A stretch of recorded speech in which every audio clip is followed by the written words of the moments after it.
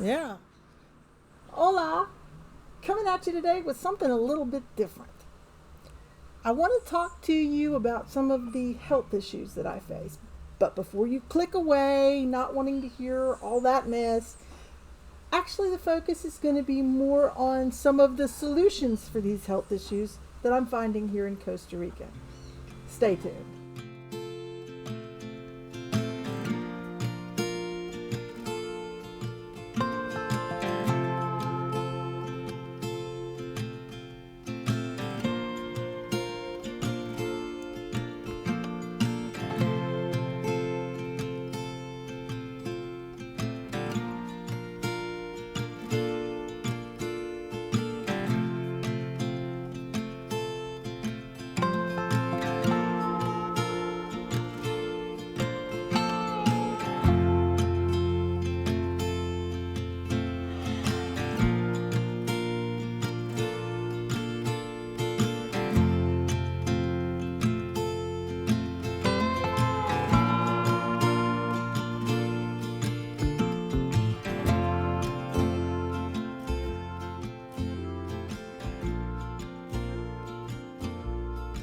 Co-hosts today are, of course, Loli the parrot and Dim the rhino beetle. Anybody who's followed my social media for any length of time is going to know by now that I have some pretty serious health challenges. I have lupus, a little bit of rheumatoid arthritis in that, dysautonomia, postural orthostatic tachycardia syndrome, or POTS. I have secondary things like paroxysmal AFib. Sometimes I have myocarditis or pericarditis, which is inflammation of different structures of the heart. I have Raynaud's, which means my fingers and toes turn funky colors of purple and blue or white, depending. I can't deal with temperature extremes, which is why Costa Rica is such a good option for me. You think about Costa Rica, you think about being really hot, but it's not where I'm choosing to live up in the mountains. It's hot down at the beaches. It's hot here in La Fortuna. We're still in Invu, by the way, waiting on the bus. But most of the time where Michelle and I are wanting to settle, it's around 70 degrees Fahrenheit, and it stays that way year round. It's not winter, summer, spring, fall kind of thing. It's wet season or dry season, 70 degrees, So it's pretty good for me. Other things that we're finding, other than nutrition, there are some botanicals, plants and things that I've been trying and experimenting with and finding and having a little bit of success. I'm on a lot of medication. I'm on 100 milligrams of atenolol twice a day. That's 100 in the morning and 100 at night. That's a beta blocker. It controls my extremely fast heart rate. I'm on 60 milligrams of cardizem, or angiotrophin as it's called here, twice a day. That's 60 in the morning and 60 in the evening. I'm on 500 milligrams of ibuprofen twice a day. That's 500 in the morning and 500 in the evening. That controls the prediabetes. I have an A1C of about 6. More than likely, the blood sugar fluctuations that I have are because of the dysautonomia rather than diabetes, but we can't let it get out of control. So I am on that metformin. I'm also on duloxetine, which is Cymbalta. It's normally prescribed as a mood regulator. For me, it's neurological support. It increases and enhances neurotransmission, and it helps me with balance. It helps me with some of the temperature issues that I have, controlling the temperature. So it's a good supportive drug. I take vitamin D every day. And I've also started to find some other things that are helpful. First and foremost, I discovered this last year, is turmeric. Now, turmeric, I actually took some of the stuff that I bought. This is turmeric here that I've grown from the little rhizomes that I would buy. I ate most of them or drank most of them, mixed them up. I planted others, and I've started a few little plants of turmeric, and they'll just keep multiplying and multiplying. I have also found this thing called Chaga. which is going to be a little hard for me to get here in Costa Rica because this is grown in the northern hemisphere. Some people call it chaga mushroom. It's a fungus, but it's not really a mushroom. It grows on birch trees, usually in colder climates. Canada, they grow a lot of it in Russia, Siberia, that sort of thing. But it's a canker that grows on a birch tree, and it's harvested. You kind of cut it out, and it's a fungus wood type of thing. But what you do is you take these chunks and you simmer them in water 15 minutes, 30 minutes, just depending on each individual batch, I guess. You see, what you get, how much it makes tea. I don't think chaga is going to be sustainable for me because I can't grow it here. I have to have it shipped in. I haven't found a local source. There may be a local source, or a local store that has it shipped, and haven't found it yet. So don't know about the chaga for long term. But what Michelle and I are talking about growing is a superfood called spirulina. Now, this is some we bought. This is supposed to be almost complete nutrition. And you can mix it in smoothies. You can use it on, he puts it on pasta, and you get this funky green pasta, and he flavors it up, and it's really good. There are some flavor issues with spirulina, some of it. But if it's done right and prepared right, you don't really taste it. It's got a kind of a fishy, it's algae, and it grows in water. And we're really thinking about maybe trying to grow some spirulina. But we've been sampling this, and it's okay. I like it. I can do spirulina. More recently,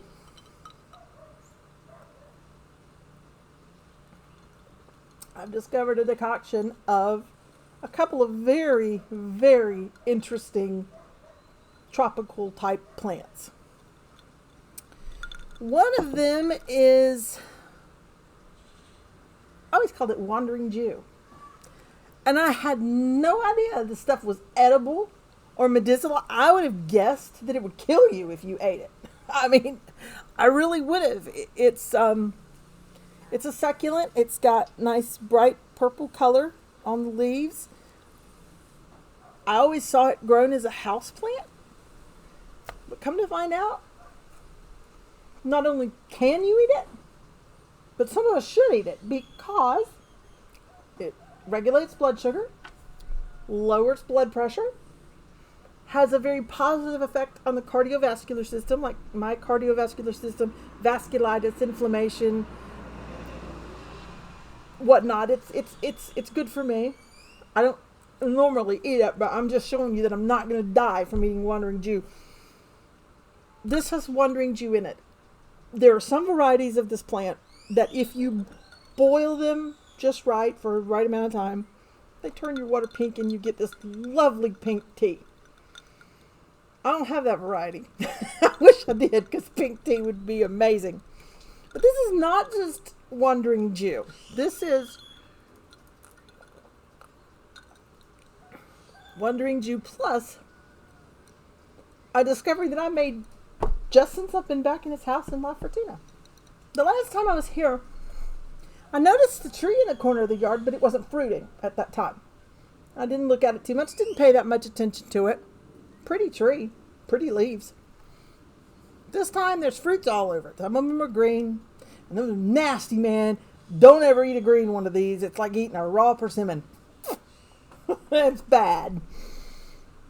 As the fruits ripen, they turn purple, or at least this variety turns purple. I got really curious and I started doing a photo search. Come to find out, this is star apple. It's a plant that's native to the West Indies and some parts of Central America. I'm sure Miss Alba has planted that tree quite deliberately. She has all kinds of cool plants. She's a plant person. I really like Miss Alba. We have some things in common.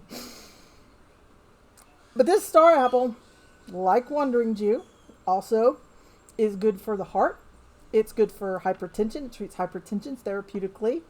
It is also good for blood sugar issues. It stabilizes blood sugar. You don't really boil. Well, let me back up. It's not even fruit. It's not even the fruit.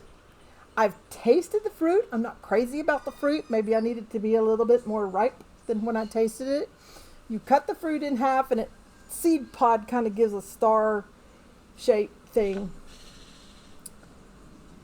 And it's okay. It has a latex in it that grows naturally, really sticky, tastes terrible. Unripe fruit has a lot of it. I need to see what a really ripe fruit tastes like. I got some of the seeds. I'm going to try to raise my own little trees. It's not the fruit, it's the leaves. Now, even the leaves have some latex. This white stuff on here, I don't know if you can see it. This is the latex out of the sap that's oozing out of that, and it won't hurt. I mean, when I simmer this to eat, I ingest a lot of it. It's kind of sticky. This has a very emollient consistency to it, and spirulina on the side. That looks gross. There's also blue spirulina, by the way, where you extract the chlorophyll and turn it blue. It's really like a novelty. Gonna play around with that. Back to the star apple fruit tree leaves. Very emollient type of thing. It doesn't have a strong taste. It's very good cold. It's unusual to find a decoction that's good cold. Usually you put it, you drink it hot with sweetened, and this is good cold. It's really refreshing. And I like it. I like it. Drink a lot of it. But it's called a kissing tree in some countries because of that latex. It's supposedly you kiss somebody after you've been eating the fruit, you stick together. Because latex sticks together. I don't know. I haven't tried it. I have not tried that. It's also called the mean tree in some countries because the fruits don't fall. They don't fall off the tree. You can't gather them. They grow really high up on the branches. And once they get ripe, if you pull them off the branch, it pulls half the core out and leaves it hanging on the tree. You have to cut the limb to harvest the fruit. So it's very difficult. But the leaves grow right down at the ground. They're very easy to get hold of. I get them out, wash them off, and I prepare them with hot water. I don't necessarily boil these. You simmer them. I simmer it. I put some, I'll just show you what I do. Because I'm going to make some up and let it get cold for tomorrow. You just put you some hot water over them. This percolator I picked up. I did a video about the bus several months ago. Showed you my cool blue coffee pot. It had blue lights that go. Of course I broke it. I want another one, little kettle. In the interim, I have this percolator, which has turned out to be really good. I like it. It gets the water really good and hot. I don't have to put anything on the stove or anything like that. But I run this water over some leaves that I picked off the tree and washed to get any insects or bird poo or anything off them. Put some hot water over it, let it sit till it just gets cold, room temperature. Put it in a glass, stick it in the refrigerator. Voila! I have a nice cool drink for the next day.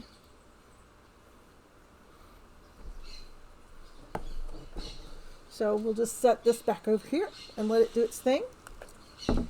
This may be the purple plant menagerie today, because another thing I want to talk about, I don't know the health properties of this. I don't even really know what it is. It was shown to me by a friend of ours. It's a little shamrock type plant, and it's edible. He recommended that you put some of the leaves on salad. I love this stuff. When I was in the States, there was a weed that grew. My cousin and I would chew on. We called it goat grass. It had a very sour taste to it. Loved it. It's a very similar taste. Rhubarbish. I don't know. I mean, that's not rhubarb, but it's kind of a similar. I need to find out more about that and find out what the health benefits are. But that's a good thing. And anybody who knows what this is, please let me know, because I need to do. I haven't been able to really research it and find it online. At least no information that I trust. So, But some of you who watch my videos, I'm sure you noticed that my weight seems to go up and down a lot. I do struggle with my weight. But guys, this is not all weight. Yeah, I'm overweight. Yeah, I want to lose some weight. I took a lot of prednisone around, in the mid, 2010 to, 2012. To try to deal with some life-threatening issues from lupus, and anybody who's taken prednisone can, tell you how it swells you up and all of that. So I have some weight issues, but a lot of what you see, like you'll see me in some videos and my face looks smaller and it's more slender. You'll see me in other videos like today where I'll look very bloated and swollen. It's edema. It's not really so much a matter, what you're seeing is not weight, it's fluid retention. A third space from the POTS, dysautonomia. It's not just my face. My feet and legs swell to just disgusting proportions, and they're swollen today. My abdomen swells, fluid collects in there. And having POTS, I'm not a good candidate for diuretic therapy, because one of the things that POTS is a low blood volume condition. When your body thinks you're in hypovolemic shock, when you think you're bleeding to death, you're not bleeding inside, you're just third spacing that fluid. The fluid is seeping out of your blood vessels and going into the tissues around them, causing the edema and the swelling and, all of that. And it's caused by, a lupus flare-up. If I'm sick, if I haven't gotten enough rest, which is the case right now, I've not been sleeping well, having some pain, not sleeping. So I'm very, very swollen. I'm hoping that some of these products will help with that. We'll see. I'll definitely keep everybody posted on that and let you know how that goes. So far, nothing really has affected the swelling and the edema, but we'll see as time goes by. I got a lot of hope on these golden leaves, and I definitely am going to raise some of these from seed. Try to raise me several trees so that I can rob the leaves on a regular basis. Some countries call them golden leaves because, as you can see, the front side is very glossy. It's a evergreen tree, almost a leathery type glossy leaf on the front side. The back side has this beautiful golden color, and you can imagine that when the wind blows, kind of like the silver maple in the U.S., these trees have this golden shimmer when the leaves roll over. Just very pretty. It's a very pretty tree. But I'm going to see what these leaves can do, and I will definitely keep everyone posted on that. I keep a close eye on my blood pressure. I have a blood pressure cuff. I check my blood sugar pretty regularly. We'll see what that tells, and we'll see. I don't necessarily expect that I'm going to gain independence from the medicines that I take for this. I may be able to hopefully reduce the dosage or to keep from having to increase the dosage. I mean, I'm at the max on atenolol. I can't go any higher on that. And I still have some irregular heartbeat and whatnot. AFib is a terrifying condition, and I don't have it all the time. I don't walk around with AFib. I generally know when I have a run of it, or when I'm converted into an AFib, it's dangerous. They gave me this Eliquis they want me to take it every day. I'm not going to take it every day because you can't reverse it. It's non-reversible. Which means, like, if I get cut and I'm bleeding to death and go to the emergency room, I'm going to bleed to death. There's nothing they can give me to stop this anticoagulant, Eliquis. But what it does is it prevents strokes in people with AFib, because when your heart gets into that irregular rhythm, you tend to clot around the valves of your heart, and those can break loose, go to the brain. AFib is like the leading cause of stroke, or one of the leading causes of stroke. Lord, don't get me started on statistics. I'll screw them up every time. But just, I do have that, and if ever I have another bout with AFib, I have that on hand to take to maybe keep myself from stroking out. That would be bad. I did have an episode of AFib since I've been here in Costa Rica. It was an incident that involved some cookies that had something in them that I didn't really understand what was in them. I'm not sure. I mean, I know that CBD oil and those products are supposed to be anti-inflammatories. I don't know if this was a synthetic product. I don't know what happened, but I ended up in the hospital with AFib. I was very, very sick.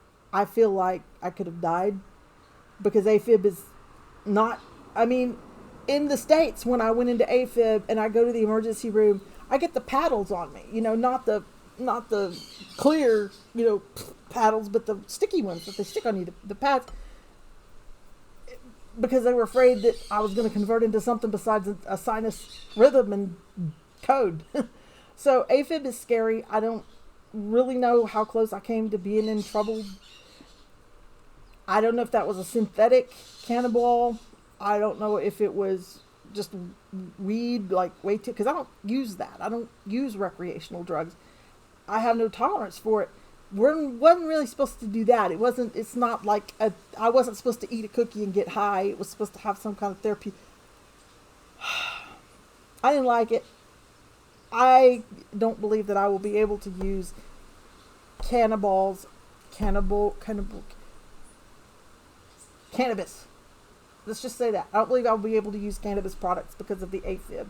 Legal, not legal, medicinal, not medicinal. I don't think I'll be able to do it. So I'm going to find some other things, and we'll keep everybody under advisement about how that goes. Till next time, pura vida.